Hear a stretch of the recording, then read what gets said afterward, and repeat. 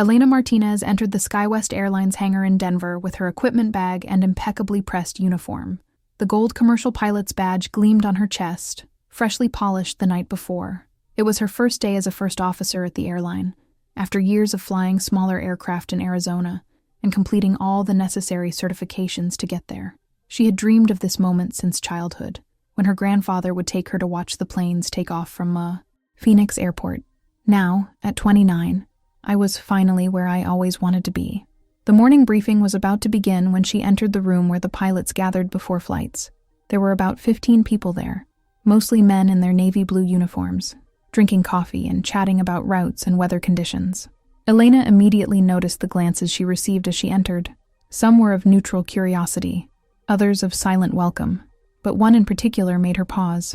A tall man, probably in his 40s, with graying hair at his temples and a posture that screamed overconfidence, looked at her and whispered something to the colleague beside him.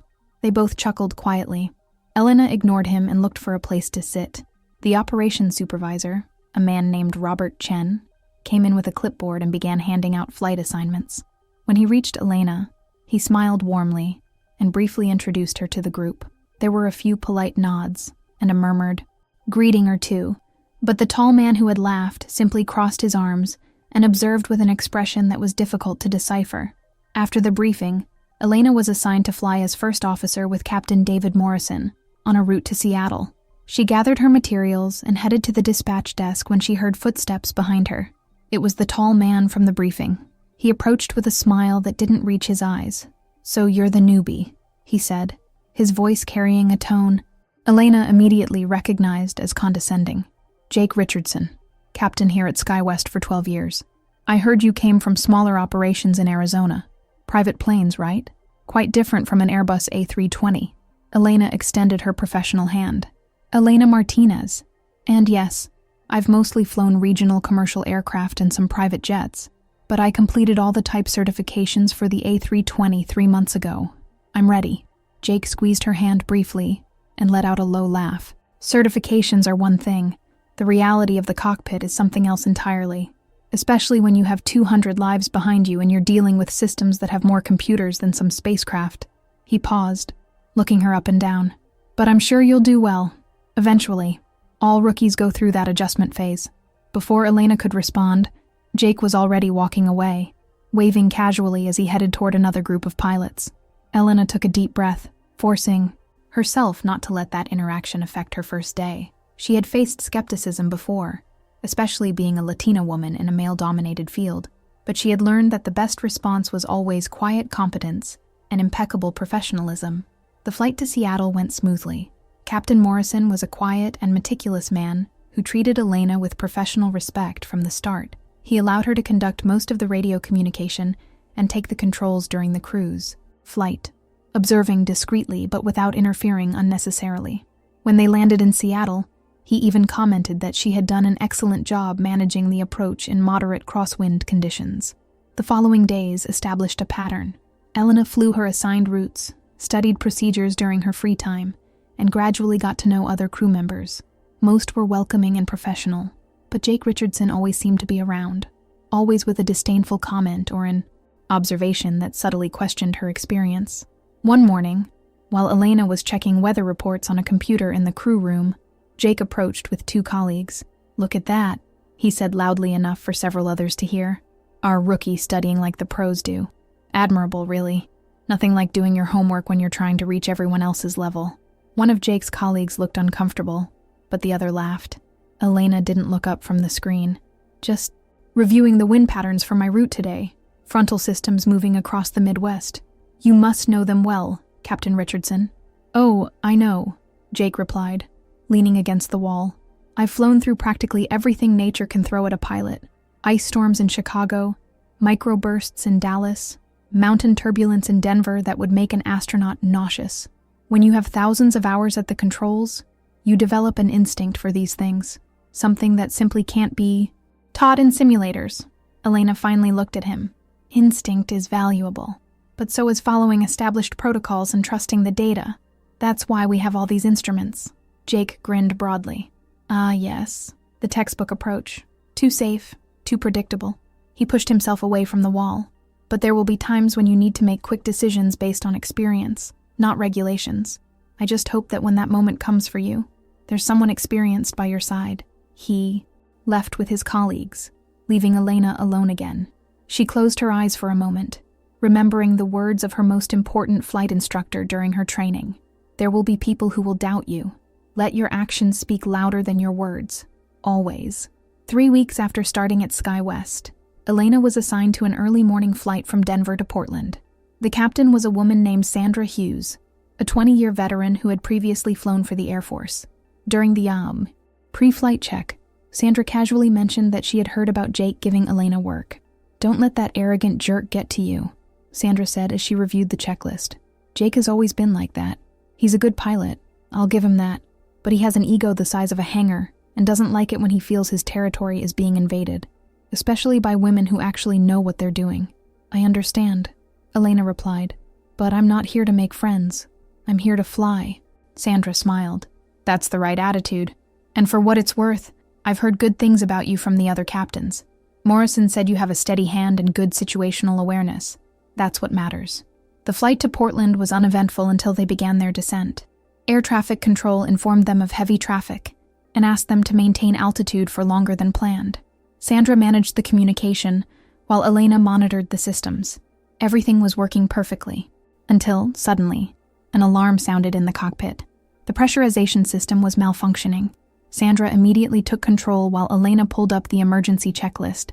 They worked in perfect sync, communicating clearly and following each step of the protocol. Elena monitored the cabin oxygen levels, while Sandra coordinated with air traffic control for an emergency descent. In less than 4 minutes, they had stabilized the situation, diagnosed it as a false alarm caused by a faulty sensor, and resumed the normal approach to Portland. After they landed and the passengers disembarked without even knowing there had been any problem, Sandra put her hand on Elena's shoulder. "You remained calm and followed every procedure perfectly. That was the work of an experienced pilot. Good job." Elena felt a wave of satisfaction, but simply nodded professionally. This was exactly the kind of situation Jake had mentioned, the kind where quick decisions were needed, and she had handled it. Well, there was no need to boast. Her performance spoke for itself. When they returned to Denver that afternoon, Jake was in the hangar talking to a group of pilots. Elena hadn't planned on mentioning the incident, but Sandra had no such reservations. She walked straight up to the group and announced, "Elena here handled a pressurization alarm today like a pro. Ice cold, perfect protocol. You should have seen it." Jake looked at Elena with that familiar expression of amused skepticism. "Pressure? Alarm? Seriously? And was it real or just a faulty sensor?" "Bad sensor," Sandra replied before Elena could. "But the thing is, we didn't know that until we went through the whole checklist." Elena didn't panic. She didn't cut corners. She did everything in the right order. "Well," Jake said, turning to Elena, "congratulations on following a checklist that any first-year pilot should know. It's literally the basics, but I'm glad it worked for you." He patted a colleague on the shoulder. "Come. On, Mike. We have that safety briefing in 10 minutes. Sandra rolled her eyes after they left. "See what I meant? Impossible ego."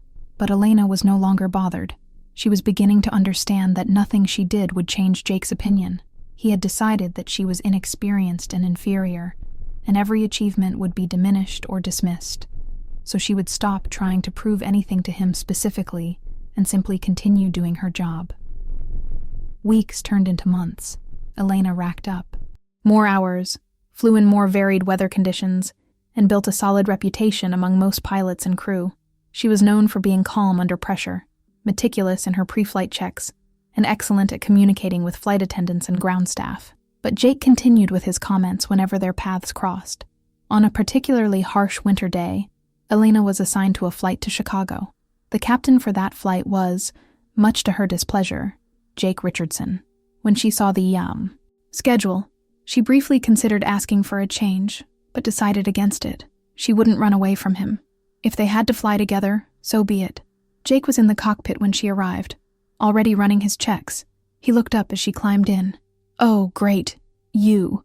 Well, try not to get in the way today, okay? Chicago's getting snow and wind, and I need someone who can really keep up." Elena put on her flight bag and began her own checks without responding. They worked in professional silence. for the next 15 minutes, each fulfilling their responsibilities. When it was time to taxi, Jake took the controls and communicated with the ground, while Elena monitored the systems. The takeoff was normal, but as they approached Chicago, it became clear that conditions were rapidly deteriorating. Air traffic control informed them of reduced visibility and icy runways. Jake muttered something about meteorologists never getting their forecasts right and tightened his approach. Elena monitored the updated weather data coming through the aircraft systems. "Captain, the latest reports show that the crosswind on runway 28 is exceeding recommended limits. We may request runway 22 as an alternate." "I saw the numbers," Jake replied sharply. "They're on the edge, but manageable. I've flown through worse. Let's stick with 28, less taxiing on the ground later." Elena didn't insist, but kept a close eye on the data. As they began their descent, the turbulence increased. The plane shook and trembled, and Elena could hear some passengers screaming behind them. Jake held the controls firmly, his jaw clenched in concentration. Then it happened. At less than 2,000 feet, one of the engines sputtered, and a warning light came on. Loss of power in engine number 2. It wasn't a complete failure, but a significant reduction in thrust. Jake cursed loudly and gripped the controls. "Engine 2 losing power," Elena announced calmly, already pulling out the appropriate IN checklist. "Initiating engine failure procedures." "I know the procedures," Jake snapped, but his voice had an edge Elena hadn't heard before. Real stress, maybe even fear. Elena methodically continued through the checklist, calling out each item and confirming the systems. The plane was now essentially flying on one engine in severe weather conditions, approaching a congested airport. It was exactly the kind of emergency situation that separated competent pilots from truly exceptional ones. "Chicago Control, SkyWest 237, we are declaring an emergency," Elena said on the radio, her voice steady and clear. "Partial loss of power in Engine 2, requesting priority landing on runway 22, and requesting emergency trucks on standby." Jake glanced at her briefly, surprise flashing in his eyes, but then nodded. "Good. Yes, do it." Air traffic control responded immediately, giving them priority and vectoring other traffic away. Elena continued coordinating with control while monitoring the systems and helping Jake manage the aircraft's configuration for a single-engine approach. "Flaps 15, Jake ordered, and Elena executed. "Landing gear down." Elena lowered the landing gear and confirmed 3 green lights. They were working together now. No friction, no ego, just 2 professionals doing what needed to be done. The approach was tense. The wind was pushing them. Visibility was poor, and they had reduced power. But Jake, despite all his arrogance, was in fact a skilled pilot when focused.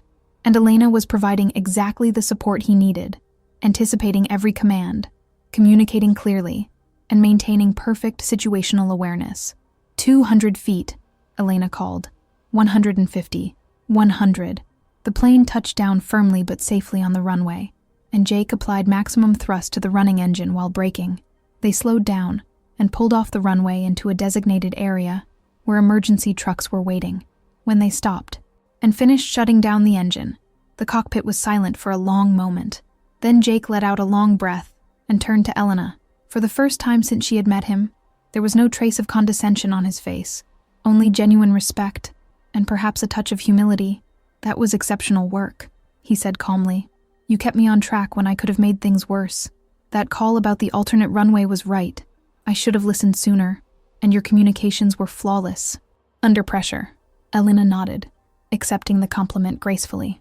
"Thank you, Captain. We worked well together when it mattered." Jake ran a hand through his hair, suddenly looking older and more tired. "I owe you an apology. A big one. I've been a complete idiot since you got here. I made assumptions about you based on nothing but prejudice and stupid ego. You're an excellent pilot, better than many first officers with twice your experience, and I should have recognized that immediately." Elena watched him for a moment, then offered a small smile. "I appreciate that, and I accept the apology. We all have our flaws. The important thing is that we recognize them and grow from them." They completed post-flight procedures and arranged for passengers to be rebooked while technicians inspected the aircraft. As they walked back through the terminal, several other pilots who had heard about the emergency stopped them to ask what had happened. Jake, to his credit, was quick to praise Elena's performance. In the days and weeks that followed, something fundamentally changed.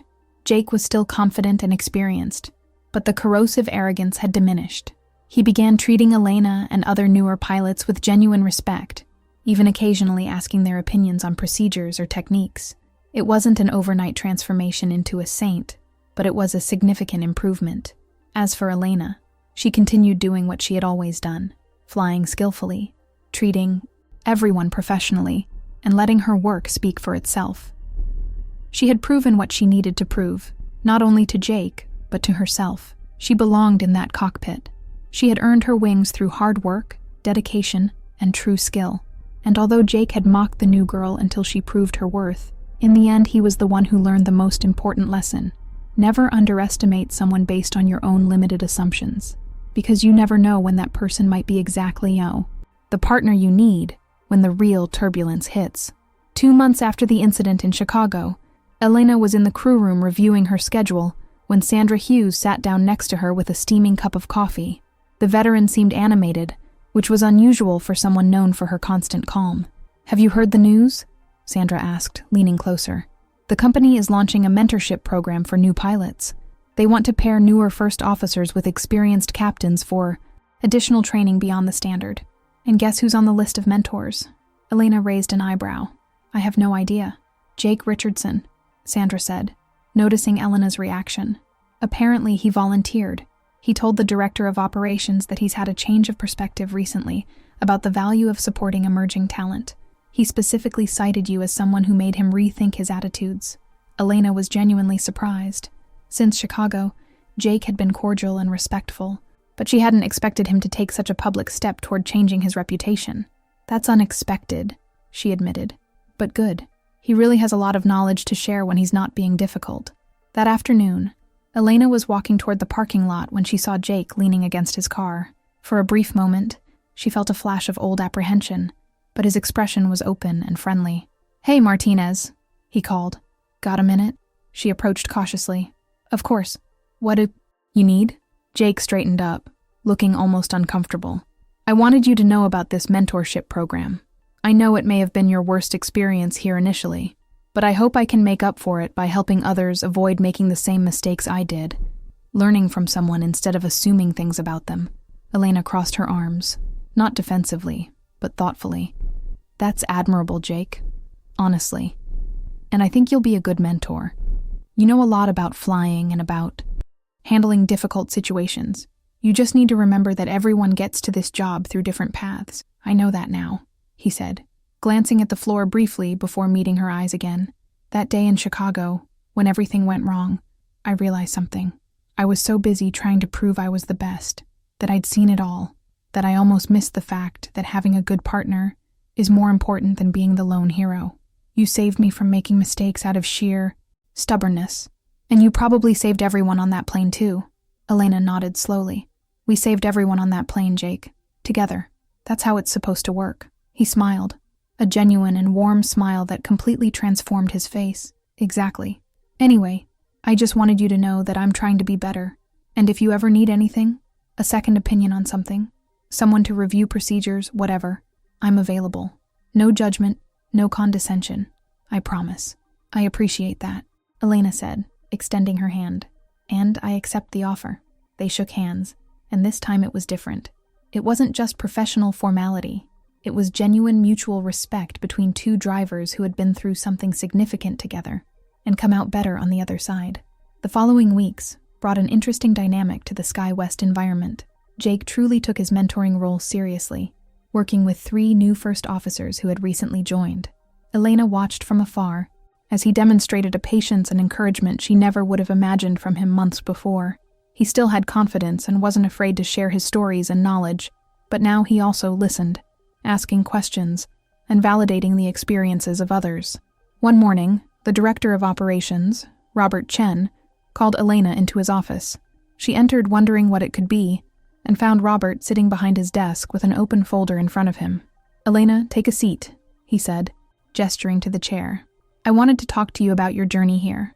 You've been with us for 6 months now, and the reports I've received on your performance are consistently excellent. Several captains have specifically mentioned that you are one of the best first officers they've ever worked with." Elena felt a surge of pride, but maintained her professional expression. "Thank you, sir. I love this job and try to do my best every day." "That's obvious," Robert continued. And that's why I want to discuss your future. Normally, first officers need to accumulate at least 1,000 to 2,500 hours in commercial flights before being considered for promotion to captain. You're at about 800 hours now.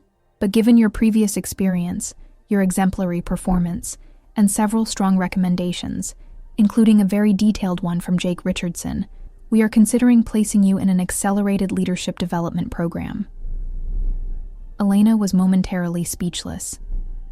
Really? That's incredible! I would love that opportunity. It will require additional simulator training, crew management certifications, and you will be evaluated more closely on all your flights, Robert warned. But if you maintain your current standards, you could be wearing 4 stripes in less than a year, instead of 2 or 3. I accept, Elena said without hesitation. I will do whatever is necessary. When she left Robert's office, her phone vibrated. It was a message from Jake. I heard Robert called you. If it was about what I think it was, congratulations. Well deserved. Let's grab a coffee when you have time. Elena smiled and replied, Yes, it was. And yes to the coffee. Thank you for what you wrote in the recommendation. They met that afternoon at a coffee shop near the airport. Jake was already there when she arrived, with 2 cups on the table. I got you a latte. Sandra mentioned it was your favorite drink. Thank you, Elena said, sitting down. So you actually recommended me for the Accelerated Captains Program? Of course, Jake replied simply. You're good at what you do. Better than many current captains, to be honest. It would be stupid of the company not to accelerate your development, and I needed to make up for all those first few months when I was a complete idiot. You don't need to keep apologizing, Elena said gently. You already did, and I accepted it. We're fine. I know, Jake said, taking a sip of his coffee, but it still bothers me to think about how I acted. I've reflected a lot on why I did it, and I think it was insecurity, believe it or not. I was approaching the halfway point of my career, seeing all these younger drivers coming up with better education, more advanced technology in their training, and I feared I was becoming obsolete. So, I lashed out instead of admitting that I could learn something from you guys too. Elena considered that. That makes sense. But the experience you have is valuable, Jake. You've flown in. Situations I've only read about in manuals. It's not competition. It's complementary. That's exactly what my mentees have been teaching me, Jake admitted with a smile. It's funny how when you stop trying to prove you're the best and start really listening, you learn so much. They talked for another hour, sharing flight stories, discussing changes in the industry, and even exchanging book recommendations. When they finally said goodbye, Elena realized she had gained not just respect, but a genuine friendship, and that was worth as much as any professional recognition. The following months were intense for Elena. The leadership development program meant extra simulators, written tests, psychological evaluations, and supervised flights where every decision was documented and analyzed. It was exhausting, but she thrived under pressure. Each challenge was an opportunity to prove once again that she belonged there, not just as a first officer, but as a future captain. During this time, she also began to fly occasionally with some of Jake's mentees.